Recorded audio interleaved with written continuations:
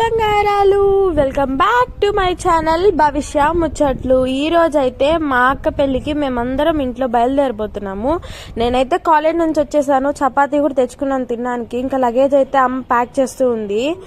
ఇంకా నేను వేసుకోబోయే అవుట్ఫిట్ అయితే ఇదే.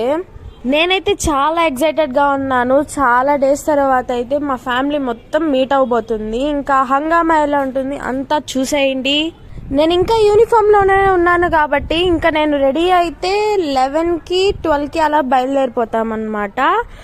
ఓకే గాయస్, ఇంకా అన్ని సర్దేశాం కాబట్టి ఇంకా నేను రెడీ అయిపోవడమే.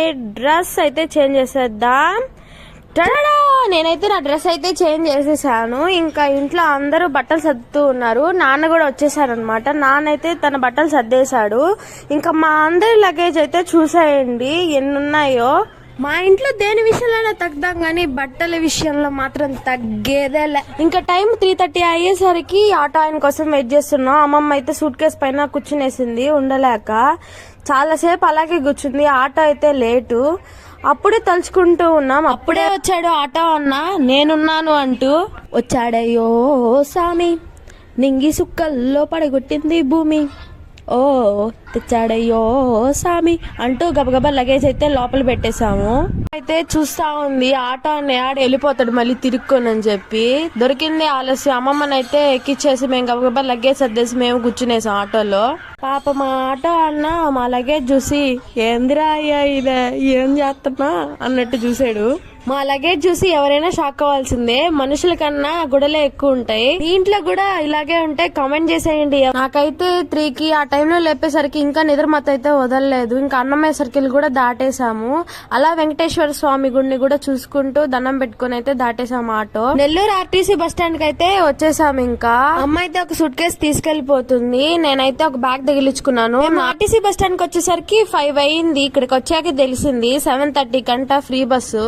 ఇంకా కాసేపు అలాగే కూర్చొని ఆలోచించి నార్మల్ బస్ అయితే ఎక్కేసాము. మీరు ఎప్పుడైనా ఇలాంటి హోటల్ దగ్గర తిన్నారా బస్ స్టాండ్ లో? అయితే ఫుల్ ఆకలేస్తుంది, అయినా తినలేదు. ఎందుకంటే అక్కడ చాలా హైజీన్ గా ఉంది. అంత హైజీన్ మనం తట్టుకోలేక ఇంకైతే తెలియలేదనమాట. నాన్న అయితే ఇంకా బస్సు వస్తుందో రాదో అనుకొని ఇంకా మేమైతే నార్మల్ బస్ ఎక్కేసాం. లేట్ అయిపోద్ది ఇంకా మనీ ఇచ్చి ఎక్కేద్దామని చెప్పాడు. ఇంకా అలా అని చెప్పి తిరుపతికి అయితే బస్ ఎక్కేసాం అనమాట. ఎక్కేమో లేదో కండక్టర్ అంకుల్ వచ్చి ఎక్కడ ప్యాసింజర్లు పారిపోతారేమో అని టికెట్లు అయితే కొట్టేస్తా ఉన్నాడు. బయట క్లైమేట్ చూస్తే సూపర్ గా ఉంది. 6:30 అవుతుంది ఆ టైము. విలేజెస్ లో నేచర్ అంటే బాగా ఇష్టము. చాలా బాగుంటుంది క్లైమేట్ కూడా. మీ ఇంటి దగ్గర కూడా ఇలాగే ఉంటుందా? ఉంటే కామెంట్ చేయండి. మా అమ్మమ్మ వాళ్ళ ఇంటికి వెళ్లే దారంతా కొండలు చాలా ఉంటాయి. వెళ్లే దారంతా కొండలే. అమ్మమ్మ వాళ్ళ ఇల్లు అంటున్నాను కదా, మా అమ్మమ్మ వాళ్ళ ఇల్లు ఎక్కడో కామెంట్ చేసి గెస్ చేయండి. చూద్దాం ఎవరెంత బాగా గెస్ చేస్తారు. వీడియో ఎండ్ లో చెప్తాను. ఈ బ్రిడ్జ్ రాగానే మాకు చాలా హ్యాపీగా ఉంటది. ఎందుకంటే ఈ బ్రిడ్జ్ వచ్చేస్తే మా అమ్మమ్మ వాళ్ళ ఊరు వచ్చేసినట్టే. ఇంకా ఇక అమ్మమ్మ వాళ్ళ ఇంటికైతే వచ్చేసాము.